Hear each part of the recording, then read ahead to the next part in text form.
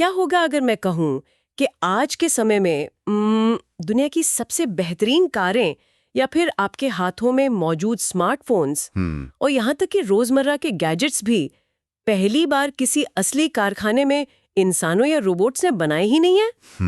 सुनने में तो ये सच में थोड़ा अजीब लगता है। बिल्कुल अजीब लग रहा है ना, लेकिन सच्चाई यही है कि ये सब असल दुनिया में बनने से पहले ना कंप्यूटर के अंदर रहने वाले जिन्हें हम कह सकते हैं भूतों या वर्चुअल दुनिया में डिजाइन और टेस्ट किए जा रहे हैं। जी हाँ, और इसी को हम आज की भाषा में कहते हैं इंडस्ट्री 4.0।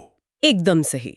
और आज की हमारी इस खास चर्चा का मकसद इसी इंडस्ट्री 4.0 की दिमाग घुमा देने वाली दुनिया के अंदर झांकना है। हमारे पास कुछ बहुत ही बेहतरीन स्रोत हैं जो इस विषय पर गहराई से बात करते हैं। बिल्कुल, और ये जानना बहुत जरूरी है कि ये सब काम कैसे करता है। तो जब हम इंडस्ट्री 4.0 कहते हैं ना, तो इसका मतलब सिर्फ मशीनें या कंप्यूटर नहीं है। पहली औद्योगिक क्रांति भाप से आई थी, दूसरी बिजली से, तीसरी कंप्यूटर से आई थी। हाँ, और ये चौथी क्रांति उन मशीनों के बारे में है जो सोच सकती हैं, आपस में बात कर सकती हैं और सबसे बड़ी बात, खुद को सुधार सकती हैं। और ये सब हो रहा है डिजिटल ट्विन्स और एआई की मदद से। ठीक है, चलिए इसे विस्तार से समझते हैं, क्योंकि ये न सिर्फ लोहे और तारों की बात नहीं है। ये समझना है कि कारखाने अब सिर्फ काम करने की जगह नहीं रहे, बल्कि एक सोचने वाला दिमाग बन गए हैं। बिल्कुल सही कहा आपने। और पता है, ये कोई भविष्य की साइंस फिक्शन कहानी नहीं है जो हम हॉलीवुड फिल्मों में देखते हैं। अच्छा जी, ये आज इसी पल दुनिया भर के कारखानों में हो रहा है। देखिए, जब हम स्मार्ट कारखानों की बात करते हैं ना, तो अक्सर लोगों को लगता है कि बस कारखाने में कुछ नए रोबोट लगा दिए गए हैं। हाँ, अक्सर तो यही तस्वीर दिमाग में आती है। लेकिन बदलाव इससे कहीं ज्यादा गहरा है।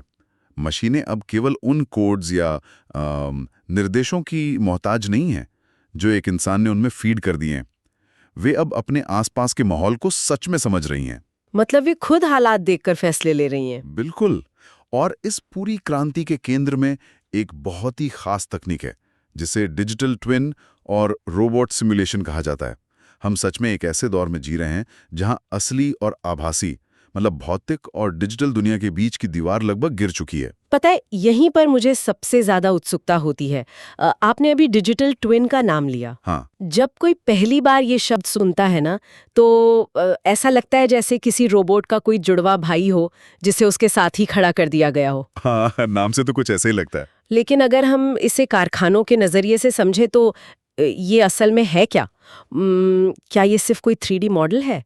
ये काम कैसे करता है? मैं थोड़ा और जानना चाहूंगी। देखिए, इसे आप जुड़वा भाई तो कह सकते हैं, लेकिन ये भाई लोहे का नहीं है। ये डेटा और पिक्सल का बना होता है। हाँ, आसान शब्दों में अगर मैं समझाऊं तो डिजिटल ट्विन किसी भी भौतिक संपत्ति या कहें फिजिकल एसेट, मशीन या पूरी की पूरी प्रोडक्शन लाइन की एक बिल्कुल सटीक और जीवित डिजिटल कॉपी होती है। जीवित डिजिटल कॉपी मतलब वो बस एक रुकी हुई तस्वीर नहीं है? एकदम नहीं। मान लीजिए एक कारखाने में एक बहुत बड़ी रोबोटिक आर्म काम कर रही है। उसका एक डिजिटल ट्विन उसी वक्त कंप्यूटर स्क्रीन पर मौजूद होगा। रोबोटिक्स के संदर्भ में यहाँ सबसे आकर्षक बात यह है कि ये सिर्फ दिखने में एक जैसा नहीं होता है। तो और क्या होता है इसमें? ये उस रोबोट के हर एक जोड़, उसकी मोटर की ताकत, उसकी गति और यहाँ तक कि उसके काम करने के तरीके को उसी पल यानी रियल टाइम में डिजिटल रूप में कैद कर लेता है। अरे वाह! हाँ, ये ऐसा है कि आपके कंप्यूटर या सर्वर के अंदर एक पूरा का पूरा कारखाना चल रहा है और वो बिल्कुल वही बर्ताव कर रहा है जो असली दुनिया का कारखाना कर रहा है। ये सुनकर तो मेरे दिमाग में एक बहुत ही स्पष्ट तस्वीर बन रही है। क्या हम इसकी तुलना पायलटों के फ्लाइट सिमुलेटर से कर सकते हैं? हाँ, बिल्कुल। ये बहुत ही शानदार उदाहरण है। मतलब कोई भी एयरलाइन किसी नए पायलट को सीधे करोड़ों के असली हवाई जहाज में बिठाकर ये तो नहीं कहती ना कि जाओ इसे उड़ा के देखो। नहीं, बिल्कुल नहीं।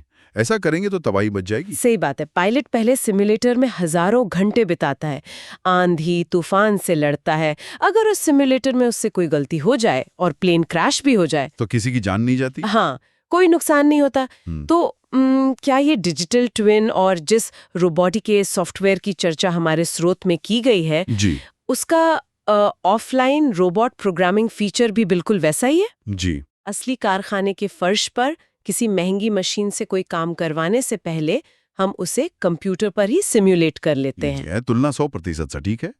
फ्लाइट सिम्युलेटर की तरह ही ऑफलाइन रोबोट प्रोग्रामिंग का सबसे बड़ा लक्ष्य यही है कि हम जोखिम, समय और पैसे की बर्बादी को रोक सकें। हम ऑटोमोटिव मैन्युफैक्चरिंग यानी कार बनाने वाली कंपनियों का ही उदाहरण लेते हैं। वहां जो रोबोट्स इस्तेमाल होते हैं ना, वो बेहद भारी, खतरनाक और लाखों डॉलर कीमत के होते हैं। हाँ, मैंने देखे हैं वीडियोस में वो विशाल पीले रंग के रोबोट्स। बिल्कुल वही। तो पहले क्या होता था, अगर एक कार के दरवाजे पे वेल्डिंग करनी है तो पूरी प्रोडक्शन लाइन को रोकना पड़ता था। फिर इंजीनियर असली रोबोट को एक एक कदम सिखाता था। ओहो, मतलब पूरा काम ठप। हाँ, और सोचिए अगर रोबोट से गलती से दरवाजा पिचक गया तो उसे सुधारने में घंटों लग जाते थे। इसे ट्रायल एंड एरर विधि कहते हैं, जो कि बहुत महंगी पड़ती होगी। बहुत ज्यादा। लेकिन आज रोबोडीके जैसे सॉफ्टवेयर का उपयोग करके एक इंजीनियर पहला असली बोल्ट कसने से महीनों पहले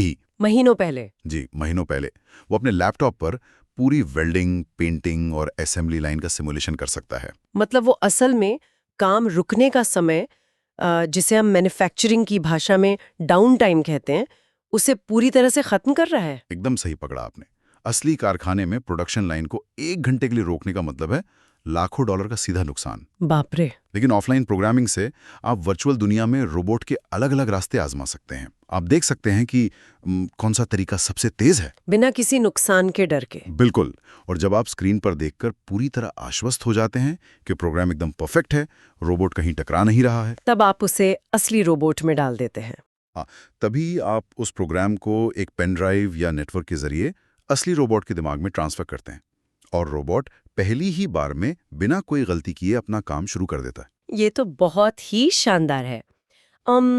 लेकिन रुकिए, मुझे यहाँ थोड़ा सा डेविल्स एडवोकेट बनना पड़ेगा। अरे बिल्कुल, पूछिए। मुझे इस पूरी वर्चुअल सिमुलेशन की कहानी में ना एक बड़ा पेच नजर आ रहा है। यहाँ बात सच में बहुत दिलचस्प हो जाती है। अच्छा, क्या पेच है? देखिए, एक कंप्यूटर स्क्रीन पर चीजों को परफेक्ट दिखाना तो बहुत आसान है। वो तो एक बहुत ही साफ सुथरी दुनिया है। लेकिन असली दुनिया बहुत गंदी और अप्रत्याशित होती है। कारखाने में धूल होती है, मशीनों में घर्षण यानी फ्रिक्शन होता है। सही बात है। और गर्मियों में तापमान बढ़ने से लोहे के पुर्जे थोड़े फैल भी सकते हैं, या हो सकता है कन्वेयर बेल्ट पर कोई पुर्जा अपनी सही जगह से बस 1 मिलीमीटर खिसक गया हो। बहुत ही वास्तविक समस्याएं हैं। तो मेरा सवाल ये है कि आपका ये सॉफ्टवेयर या 3D एनिमेशन इन असली दुनिया की अनिश्चितताओं को कैसे संभालता है? ये बहुत ही शानदार सवाल है और इससे एक अहम सवाल खड़ा होता है कि हम सिमुलेशन पर भरोसा कैसे करें। अगर ये सिर्फ एक वीडियो गेम जैसा 3D एनिमेशन होता ना, तो ये कारखानों के किसी काम का नहीं था। तो फिर ये काम कैसे करता है? यहीं पर एनवीडिया आइजैक सिम जैसी अत्याधुनिक तकनीक और आर्टिफिशियल इंटेलिजेंस यानी AI की एंट्री होती है। एनवीडिया आइजैक सिम कोई साधारण ग्राफिक्स डिजाइन सॉफ्टवेयर नहीं है। अच्छा, तो क्या है ये? ये एक फिजिक्स इंजन है। इसका मतलब है कि ये सॉफ्टवेयर भौतिक विज्ञान के नियमों का बहुत कड़ाई से पालन करता है। Physics engine? मतलब ये गुरुत्वाकर्षण और उन सब चीजों को कोड में बदल देता है? बिल्कुल। गुरुत्वाकर्षण, 2 सतहों के बीच का घर्षण, रोबोट के जोड़ों पर पड़ने वाला तनाव, किसी धातु का वजन, ये सब उस वर्चुअल दुनिया में गणितीय रूप से पहले से मौजूद होता है। अरे वाह! अगर वर्चुअल दुनिया में रोबोट के हाथ से कोई डिब्बा छूटता है तो वो हवा में नहीं तैरता वीडियो गेम की तरह। वो असली दुनिया की तरह ही नीचे गिरता होगा। एग्जैक्टली, वो असली दुनिया की तरह नीचे गिरता है। ये सॉफ्टवेयर वर्चुअल और भौतिक दुनिया के बीच की खाई को इस हद तक पाट देता है कि दोनों में फर्क करना मुश्किल हो जाता है। ये तो ठीक है कि सॉफ्टवेयर में असली दुनिया के नियम डाल दिए गए, लेकिन इसमें AI का क्या काम है? आजकल तो हर जगह बस AI संचालित शब्द सुनने को मिलता है। इस पूरे सिस्टम में AI की असल भूमिका क्या है? AI इस पूरे सिस्टम का दिमाग और कहें तो सीखने की क्षमता है। देखिए, जब हम AI और मशीन लर्निंग की बात करते हैं ना, तो इसका काम सिर्फ निर्देश मानना नहीं है। जब असली कारखाने में रोबोट काम कर रहा होता है तो उस पर लगे दर्जनों सेंसर्स हर मिलीसेकंड का डेटा इकट्ठा करते हैं। किस तरह का डेटा? जैसे कि कितना तापमान है, मोटर कितनी गर्म हुई, या फिर किसी पुर्जे को उठाने में 0.1 सेकंड ज्यादा क्यों लगा। ये सारा का सारा डेटा क्लाउड के जरिए तुरंत उसके डिजिटल ट्विन के पास जाता है। अच्छा, तो असली रोबोट अपने वर्चुअल जुड़वा को लगातार अपडेट भेज रहा है? बिल्कुल, और जादू यहीं पर होता है। AI उस डेटा का तुरंत विश्लेषण करता है। मान लीजिए कारखाने में किसी कारण घर्षण बढ़ गया है और रोबोट की रफ्तार धीमी हो रही है। तो एआई क्या करेगा? एआई तुरंत वर्चुअल दुनिया में लाखों बार सिमुलेशन रन करके देखता है कि इस समस्या को कैसे सुलझाया जाए। लाखों बार? वो भी कुछ सेकंड्स में? जी हाँ, वो चेक करता है कि क्या रोबोट का कोण बदलना चाहिए, क्या उसे थोड़ा कम बल लगाना चाहिए, और फिर एआई रातों रात बिना किसी इंसान के हस्तक्षेप के असली रोबोट का कोड अपडेट कर देता है। बिल्कुल सही। ये स्मार्ट कारखाने एक जीवित जीव की तरह हैं। वे अपनी गलतियों से लगातार सीखते हैं और खुद को पहले से बेहतर बनाते जाते हैं। ये तो सच में दिमाग उड़ा देने वाला कॉन्सेप्ट है। एक मशीन खुद काम कर रही है, डेटा भेज रही है, सोच रही है, और अगली सुबह खुद को और बेहतर बनाकर काम पर लौट रही है। तो इस सब का असल मतलब क्या है? मैं इसे जमीन पर उतरते हुए देखना चाहती हूँ। अगर हम इस आभासी दुनिया से बाहर निकलें ना, तो आज की असल जिंदगी में हमारे और आपके आसपास इसका क्या असर हो रहा है? मुझे कुछ ठोस उदाहरण चाहिए जहां हम इसे देख सकें। इसके असर से आज सच में कोई अछूता नहीं है। हम बड़े ई कॉमर्स वेयरहाउस यानी गोदामों का ही उदाहरण लेते हैं, जहां से हमारे पार्सल आते हैं। हाँ, वो तो बहुत बड़े होते हैं। सोचिए एक गोदाम जहां से हर घंटे 10,000 पैकेजों की छंटाई और पैकिंग होनी है। इंसानों के लिए ये काम बिना थके और बिना गलती किए करना लगभग असंभव है। बिल्कुल असंभव है। वहां रोबोट्स बिजली की गति से काम कर रहे हैं। अब मान लीजिए एक रोबोट का हाथ किसी पैकेज को उठाते समय सिर्फ 2 मिलीमीटर गलत जगह पर है, तो क्या होगा? ना। ओहो, और हम अक्सर शिकायत करते हैं कि हमारा पार्सल टूटा हुआ क्यों आया।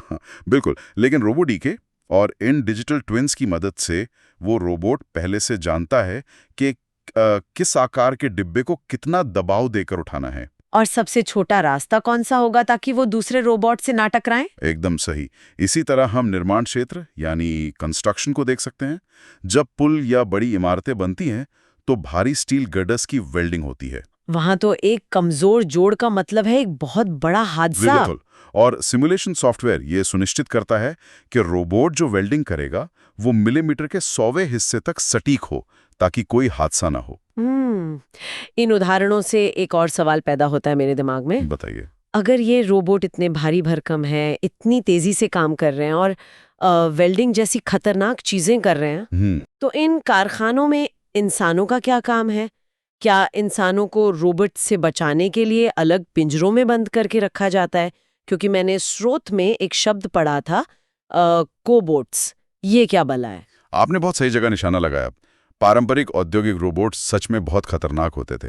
वे अंधे और बहरे होते थे, तो उन्हें पिंजरों में ही रखना पड़ता होगा। जी हाँ, ताकि कोई इंसान उनकी चपेट में ना आ जाए। लेकिन अब अगर हम इसे व्यापक परिप्रेक्ष्य से जोड़कर देखें तो अब कोबोट्स यानी कोलैबोरेटिव रोबोट्स का जमाना है। कोलैबोरेटिव मतलब जो साथ मिलके काम करे। बिल्कुल। ये कोबोट्स डिजाइन इसलिए किए गए हैं कि ये इंसानों के साथ कंधे से कंधा मिलाकर एक ही वर्कस्पेस में काम कर सकें। तो वे एक साथी कर्मचारी की तरह काम करते हैं। लेकिन सुरक्षा का क्या? ये तो खतरनाक हो सकता है। सुरक्षा ही इनकी सबसे बड़ी खासियत है। कोबोट्स में बेहद संवेदनशील सेंसर्स लगे होते हैं। अगर इंसान काम करते करते गलती से उनके रास्ते में आ जाए ना, तो क्या वो रुक जाते हैं? उनका हल्का सा भी स्पर्श होते ही वे तुरंत रुक जाते हैं। और यहीं पर ऑफलाइन प्रोग्रामिंग का रोल फिर से बहुत बड़ा हो जाता है। वो कैसे? जब इंसान और मशीन एक साथ काम कर रहे हों तो आप अंदाजे से काम नहीं कर सकते। रोबोटिक्स के इंजीनियर पहले ही सिमुलेट कर लेते हैं कि इंसान कहाँ खड़ा होगा और रोबोट का हाथ कहाँ घूमेगा। अच्छा, मतलब पहले से ही सब तय होता है। वे ये सुनिश्चित करते हैं कि रोबोट का रास्ता कभी भी इंसान के काम करने की जगह को खतरनाक तरीके से ना काटे। ये सब कंप्यूटर पे पहले ही तय हो जाता है। ये एक बहुत ही खूबसूरत तस्वीर है जहां मशीन इंसान को बाहर नहीं निकाल रही बल्कि उसके साथ तालमेल बिठाकर काम कर रही है। बिल्कुल। लेकिन इस बात से हम उस सबसे बड़े डर की तरफ आते हैं जो हमेशा से हर तकनीकी क्रांति का हिस्सा रहा है, नौकरियों का डर। हाँ, ये डर तो हमेशा रहता है। जब भी नई तकनीक आती है तो लोग घबरा जाते हैं। जब कारखाने खुद सोच रहे हैं, खुद को ठीक कर रहे हैं, तो भविष्य के रोजगार बाजार का क्या होगा? इंसानों की जगह कहाँ बचेगी इसमें?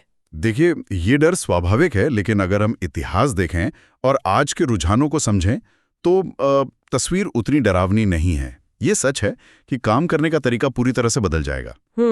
जब रोबोट शारीरिक और बार बार दोहराए जाने वाले काम पूरी सटीकता से कर रहे हैं तो इसका मतलब ये नहीं है कि इंसानों की जरूरत खत्म हो जाएगी, बल्कि इंसानों की भूमिका बदल जाएगी। मतलब अब हमारा काम अपनी मांसपेशियों का इस्तेमाल करने के बजाय अपने दिमाग का इस्तेमाल करना होगा। बिल्कुल सही। कारखाने का फर्श अब एक पसीने और शोर से भरी जगह से बदलकर किसी हाईटेक सर्वर रूम या लैब जैसा होता जा रहा है। तो हमें नए तरह के लोगों की जरूरत होगी। हाँ, हमें अब ऐसे लोगों की जरूरत है जो इन डिजिटल ट्विन्स को चला सकें, जो सिमुलेशन सॉफ्टवेयर पे काम कर सकें, जो एआई द्वारा दिए गए डेटा को समझ सकें। मतलब अपस्किलिंग बहुत जरूरी है। बिल्कुल। एक व्यक्ति जो कल तक मशीन के पुर्जे कसता था, वो कल उस मशीन के डिजिटल अवतार को मॉनिटर करेगा।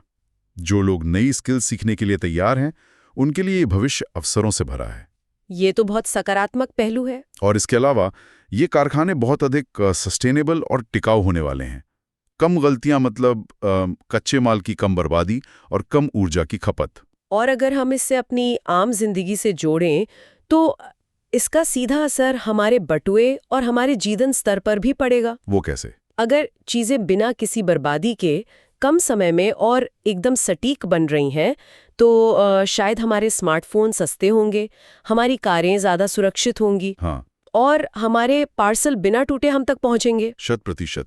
ये तकनीक सिर्फ मैन्युफैक्चरिंग की दुनिया तक सीमित नहीं रहने वाली, ये उपभोक्ता के हर अनुभव को बेहतर बनाने वाली है। तो आज के इस चर्चा ने हमें ये तो स्पष्ट कर दिया कि स्मार्ट मैन्युफैक्चरिंग, एआई और सिमुलेशन सॉफ्टवेयर किस तरह हमारी दुनिया का बुनियादी ढांचा बदल रहे हैं। बिल्कुल। हम इंसानों ने इस तकनीक को बनाया है ताकि हमारी बनाई हुई चीजें एकदम परफेक्ट हों। लेकिन जैसे जैसे हम आज की इस बातचीत को समेट रहे हैं, मेरे दिमाग में एक ऐसा विचार आ रहा है जो थोड़ा बेचैन करने वाला भी है और रोमांचक भी। अच्छा, वो क्या है? देखिए, आज हम रोबोट्स के डिजाइन्स बनाते हैं, उनका डिजिटल ट्विन बनाते हैं, और एआई हमारी दी हुई सीमाओं के भीतर रह के गलतियों को सुधारता है। वो हमारे बनाए कारखाने को बेहतर कर रहा है। हाँ, बिल्कुल। लेकिन सोचिए, कल क्या होगा? क्या कोई ऐसा दिन आएगा जब एआई इतना उन्नत हो जाएगा कि वो किसी इंसान द्वारा डिजाइन किए गए 3D मॉडल का इंतजार ही ना करे? अरे बाप रे, ये तो... क्या वो खुद से पूरी तरह नए कारखानों का सिमुलेशन कर सकता है, ऐसी मशीनों और डिजाइन्स के साथ जो शायद इंसान का दिमाग सोच भी नहीं सकता? ये एक बहुत ही अलग दिशा है।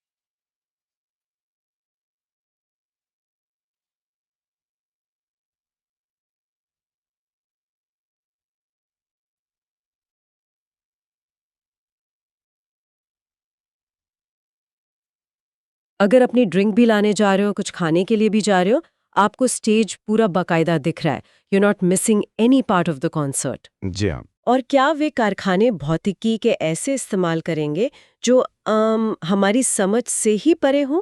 अगर ऐसा हुआ तो क्या हम तब भी इन मशीनों के मास्टर या नियंत्रक रहेंगे? या फिर हम बस उनके द्वारा बनाई गई परफेक्ट दुनिया के मूक उपभोक्ता बनकर रह जाएंगे? एग्जैक्टली। ये एक ऐसा सवाल है जिसका जवाब शायद आने वाले कुछ सालों में हमें मिल जाए, या शायद एआई ही हमें वो जवाब दे दे। ये वाकई में एक बहुत ही गहरा सवाल है, जो तकनीक और इंसानियत के बीच की आने वाली बहस की नींव रखता है। मुझे लगता है सबको इस बारे में सोचना चाहिए। बिल्कुल। और इसी विचारोत्तेजक सवाल के साथ हम आज की अपनी इस चर्चा को यही विराम देते हैं। सोचने और समझने के लिए सच में बहुत कुछ है। जो तकनीक आज हमारे हाथों में है, कल वो हमारे भविष्य को कैसे गढ़ेगी, ये देखना बहुत दिलचस्प होगा। अगली बार फिर जुड़ेंगे एक और ऐसे ही शानदार विषय के साथ।